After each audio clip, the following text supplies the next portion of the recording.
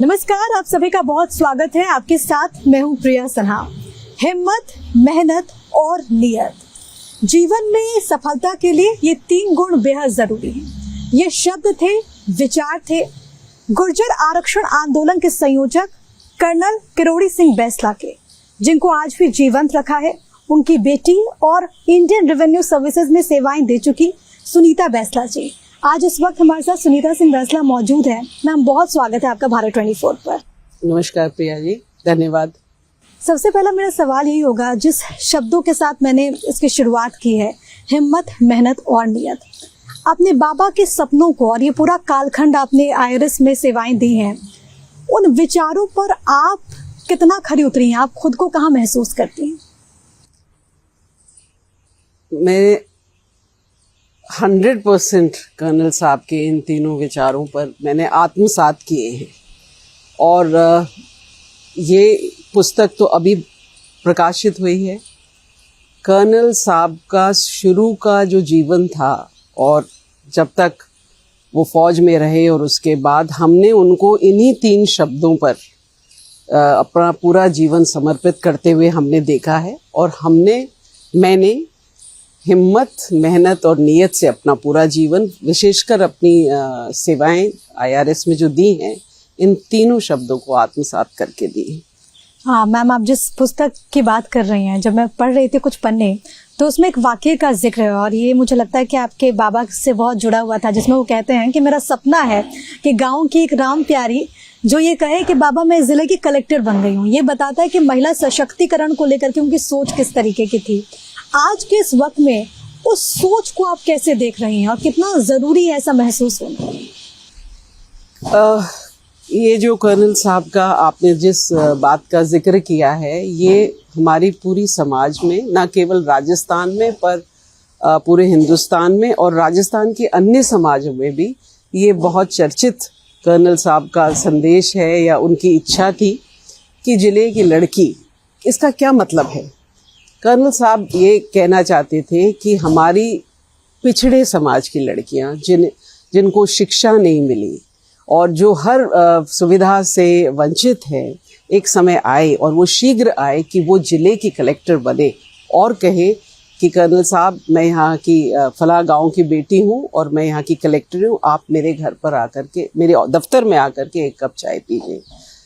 वो एक जर्नी दर्शा रहे थे, वो एक सपना दिखा रहे थे कर्नल साहब कि मेरे गांव की, मेरे इलाके की पिछड़े समाजों की बेटियां पढ़ लिख करके कलेक्टर बनेंगी और गर्व से कहेंगी कि हम गांव देहात से ज़रूर आती हैं पर हम जिले की कलेक्टर हैं और हम में वो शक्ति है जिससे हम बदलाव ला सकते हैं।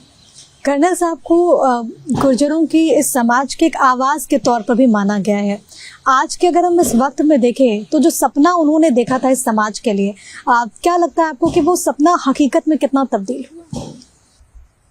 कर्नल साहब को जाना जाता है एज मैन ऑफ एजिटेशन, क्योंकि वो उन्होंने रिजर्वेशन की लड़ाई लड़ी और बार बार उनको एजिटेशंस करने पड़े, पर एजिटेशन से उनका आरक्षण की डिमांड और उसके लिए लड़ाई लड़ना उनके पूरी पर्सनालिटी का एक ही हिस्सा था। उससे अलग और उससे बहुत महत्वपूर्ण एक हिस्सा था as a social reformer. Colonel साहब ने अपने आप को एजुकेट किया, अच्छा एजुकेशन उनको मिला। उस समय में वो महाराजास कॉलेज में पढ़े, फिर वो फौज में आ गए। फौज में उनको बहुत अच्छा एक्सपोजर मिला। उन्होंने दुनिया को देखा, उन्होंने महिलाओं की पोजीशन को समझा कि इंडिया में प्रोग्रेस हो रहा है, महिलाएं आगे बढ़ रही हैं, पर मेरा इलाका, मेरे लोग वंचित हैं। उसके लिए फिर उन्होंने काम किया। कर्नल साहब अपने पिछड़े इलाके और अपनी जाति और अपनी जैसी पिछड़ी जातियों को वो चाहते थे कि वो आगे बढ़े।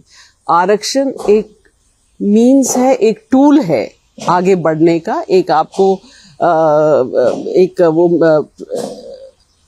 मिलता है, आपको एक प्रोटेक्शन मिलता है या एक बेनिफिट मिलता है कि आप उसको लेकर के आगे बढ़ सकते हैं, पर उसके लिए आपको तैयार होना पड़ेगा ना। आपको शिक्षा लेनी पड़ेगी, आपको कॉम्पिटिटिव भावना रखनी पड़ेगी, कंपटीशन में बैठना पड़ेगा। तो उसके लिए उन्होंने समाज को तैयार किया और अपनी मीटिंग्स में जहाँ जहाँ भी वो जाते थे लोगों को प्रेरित करते थे, बच्चों को, युवाओं को, महिलाओं को, कि आप शिक्षा पर ध्यान दें, बच्चों को पढ़ाएं, आप अपना खर्चा सिर्फ अच्छी शिक्षा और अच्छी स्वास्थ्य पर करें।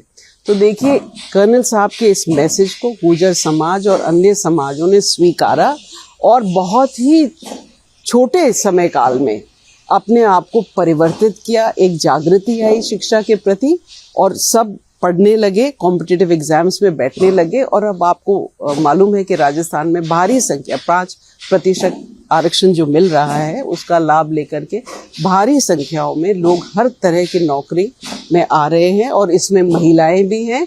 तो समाज कर्नल साहब के उद्देश्य को, उनका जो सपना था उसको अपने आत्मसात कर रहा है। क्योंकि अभी आप जस्ट रिटायर हुई हैं, तो कैसा चल रहा है रिटायरमेंट के बाद आफ्टर लाइफ, कैसी है आपकी? मैं बहुत ही नई रिटायर्ड हूँ, अगर आप ये शब्द यूज़ करें। बिल्कुल अभी सुपर एनुएट हुई हूँ, तो बहुत अच्छा लग रहा है मुझे। और मैं इस अपने सुपर एनुएशन को एक अवसर की तरह देखती हूँ कि अब मुझे समाज में और अपने राज्य में लोगों के लिए काम करने का खुले मन से और हर फील्ड में काम करने का मौका मिलेगा। जब आप सर्विस में रहते हैं तो आपकी कुछ मर्यादाएं होती हैं, समय सीमाएं होती हैं, आप इतना समय नहीं दे सकते। अब मेरे पास समय है, मैं पूरा समय दूंगी।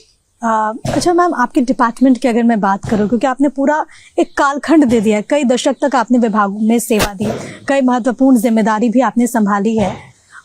इन वर्षों में क्या बदलाव आपने देखा? क्योंकि एक वो व्यक्ति जो कि सिस्टम से दूर है, हम बाहर से रह करके वो चीज़ों को देख सकते हैं, लेकिन आप सिस्टम के भीतर रहे, आपने क्या चेंजेस महसूस किया इन वर्षों में?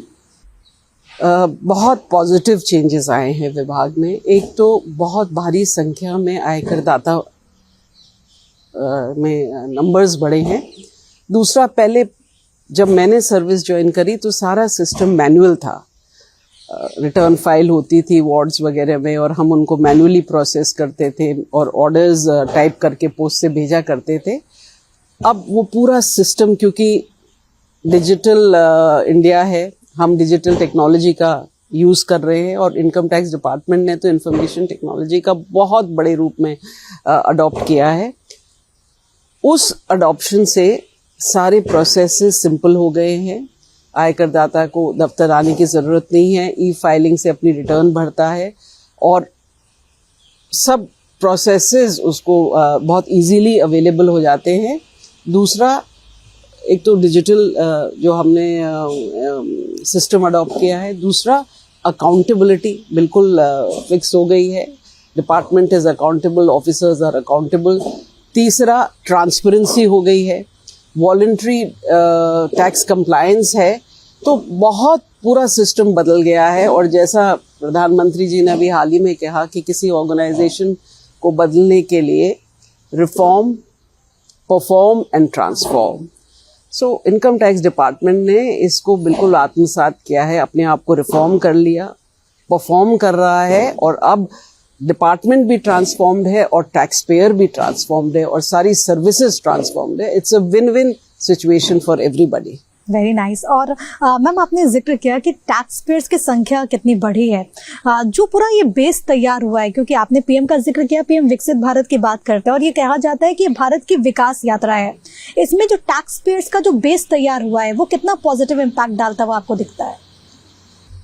बहुत ही पॉजिटिव इम्पैक्ट है। हमारे टैक्स पेयर्स की इंफॉर्मेशन हमारे पास आती है, हमको दिख रहा है जिस तरह से डेटा की ग्रोथ हो रही है।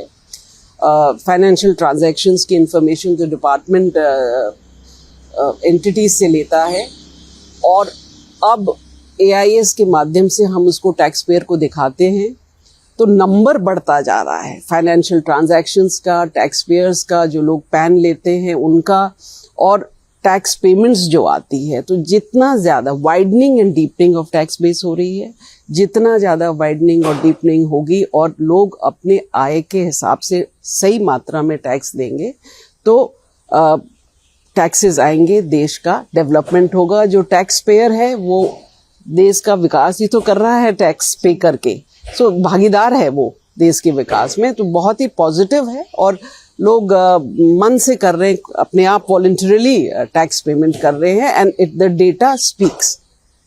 जो आंकड़े आ रहे हैं वो बता रहे हैं कि लोग बिल्कुल खुले मन से अपना टैक्स दे रहे हैं, टाइमली कंप्लायंस कर रहे हैं और देश की कंट्री के डेवलपमेंट में अपना कंट्रीब्यूशन कर रहे हैं। आपने डेटा का जिक्र किया, मुझे याद है कि मैं हाल में एक रिपोर्ट पढ़ रही थी जिसमें इस बात का जिक्र था कि भारत में जो करोड़पति टैक्स पेयर्स हैं उनकी संख्या बढ़ी है, लोग बड़ी संख्या में आ रहे हैं और टैक्स पे कर रहे हैं। इसके पीछे कारण आप क्या समझते हैं?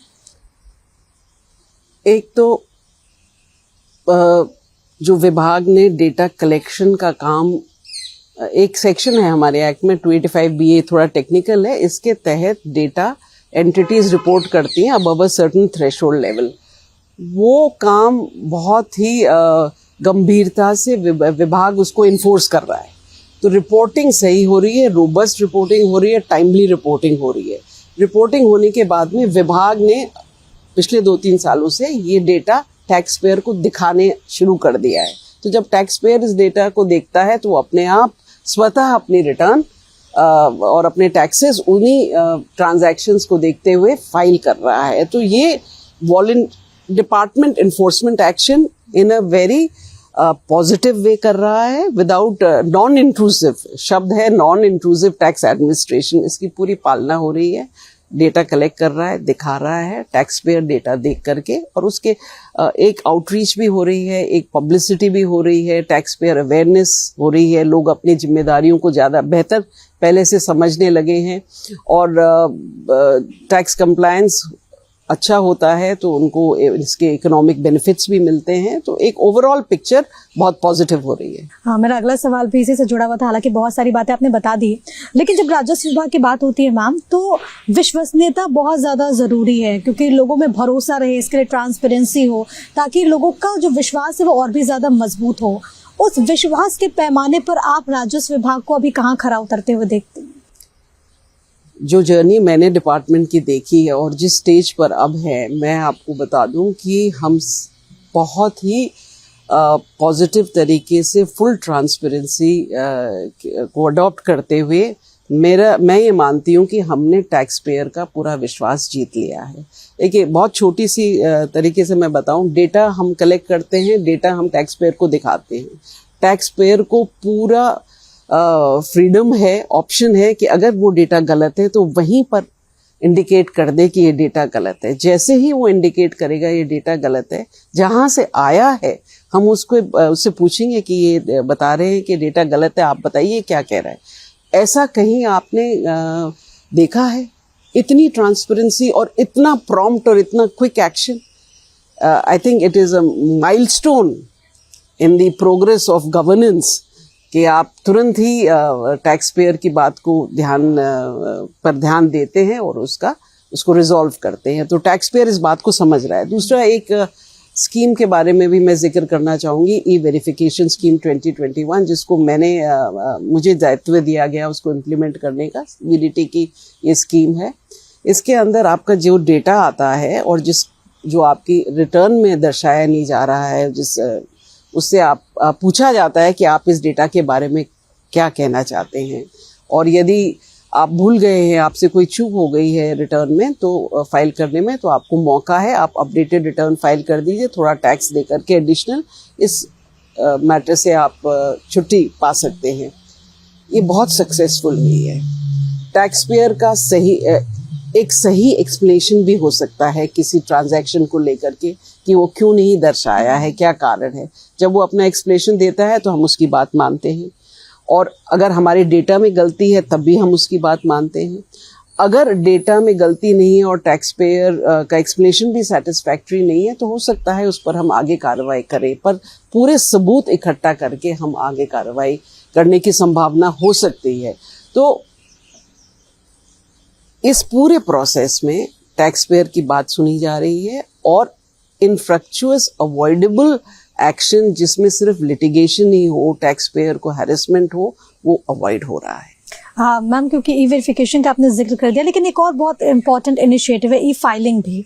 तो वो जो लोग हैं, जो टैक्स पेयर्स हैं, उनके लिए कितना पॉजिटिव आप ऐसे इनिशिएटिव्स को मानते हैं? It is a very positive initiative. आप घर बैठ करके रात के 2 बजे 3 बजे जब आपको सहूलियत हो, आप अपनी रिटर्न फाइल कर रहे हैं, आपको प्रॉम्प्टली वो रिटर्न प्रोसेस हो रही है, आपको रिफंड्स मिल रहे हैं, आपके पास में आपका पूरा एक लेजर अकाउंट है जिसमें आपकी प्रोसीडिंग्स का डिटेल है, and it is a wonderful record.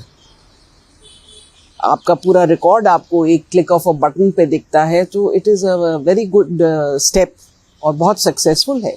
Future आप कैसे देख रही हैं डिपार्टमेंट का? Department has a brilliant future और I am very hopeful and I am very positive कि आगे आने वाले समय में हमारे आयकर दाता और बढ़ेंगे और वाइडनिंग होगी, डीपनिंग होगी और आयकर विभाग और अच्छी सर्विसेज देगा आयकर दाता को। मैम आखिर में कुछ सवाल on a very lighter note, क्योंकि मैं जब आपके बारे में पढ़ रही थी, आपका पूरा जीवन एक तरीके से गांव में बीता, वहाँ पर लोगों के बीच में आप रही। आज जब आप इस मुकाम पर हैं तो गांव की वो कौन कौन सी यादें हैं जो कि आपको जोड़ के रखती हैं? गांव से हम लोग हमेशा जुड़े रहे। जब मेरे फादर आर्मी में थे, हम लोग छुट्टियों में भी गांव जाते थे और हमारा शुरू के 4-5 वर्ष गांव में ही बीते। मैंने अपनी पढ़ाई एक पेड़ के नीचे शुरू करी और हमने पूरा ग्रामीण जीवन जिया। गांव की होली, गांव के सारे त्योहार, गांव के शादी ब्याह, गांव की रिश्तेदारियां, गांव का पूरा जो बड़ों को हम मान सम्मान आदर देते थे पुराने ज़माने में, वो सब बिल्कुल फ्रेश है। जो आपसी लगाव था, प्रेम था, वो बिल्कुल दिमाग में अभी भी बसा हुआ है। और उसके बाद अभी भी गांव तो हम निरंतर जा रही हूँ, मैं निरंतर जा रही हूँ। कर्नल साहब के जो जहाँ वो रहते थे उनका घर, उसको हम लोग समय समय पर देखते रहते हैं और बहुत लगाव है कि हम अपने रूट से जुड़े हुए हैं, अपने रूट्स को हमने छोड़ा नहीं है। और मेरी कोशिश रहेगी कि अपने इलाके के लिए, अपने लोगों के लिए, अपने भाई बहनों के लिए मैं समय दूं और उनके लिए कुछ करूं। सुनीता बैंसला के दिल से करीब क्या है, राजस्थान या फिर दिल्ली, जहाँ पर आप बहुत वक्त से रही हैं, सेवाएं जिन्होंने आपने दी हैं? दिल्ली मेरे कार्यस्थल ज़्यादा रहा, राजस्थान मेरा बहुत लगाव है, मेरी जन्मस्थल है और मैं समझती अब तक का कार्यस्थल मेरा दिल्ली रहा, आने वाले समय में राजस्थान मेरा कार्यस्थल रहेगा। पिता की कौन कौन सी बातें जो कि आपको हमेशा आगे बढ़ने के लिए मोटिवेट करेंगी? और मैं चाहूँगी, क्योंकि इस पुस्तक में भी बहुत सारी ऐसी बात है, जब मैं पढ़ रही थी तो कर्नल साहब का जो विज़न था, जो समाज को लेकर के उनकी जो सोच थी, वो लोगों को बहुत प्रेरित करती हैं। लेकिन आपके लिए पर्सनली वो कौन कौन सी उनकी लाइन है, कौन कौन सी ऐसी बातें जो कि आपको हमेशा मोटिवेट करती रहेंगी? कर्नल साहब का बहुत गहरा विश्वास था अब हर व्यक्ति पर कि अपनी उसकी जो इनेट पॉसिबिलिटीज़ थी, उसकी जो इनेट पोटेंशियल था, उस पर बहुत विश्वास था। वो कहते थे कि हम या तुम, हम किसी से कम नहीं। तो मैंने हमेशा ये माना कि मैं किसी से कम नहीं। और कर्नल साहब ये कहते थे कि हर एक इंसान से प्यार करूं। मैंने भी सबसे प्यार किया, सबको अपना माना। कर्नल साहब कहते थे कि मेरी बेटियां बहुत बहादुर हैं, उनमें बहुत हिम्मत है, उनमें बहुत क्षमता है। ये बातें मैंने बचपन से सुनी और मैंने इनको जिया। और मैं देखती हूँ कि जो अब लड़कियाँ प्रोग्रेस कर रही हैं, वो भी कर्नल साहब की इन बातों को आगे बढ़ा रही हैं।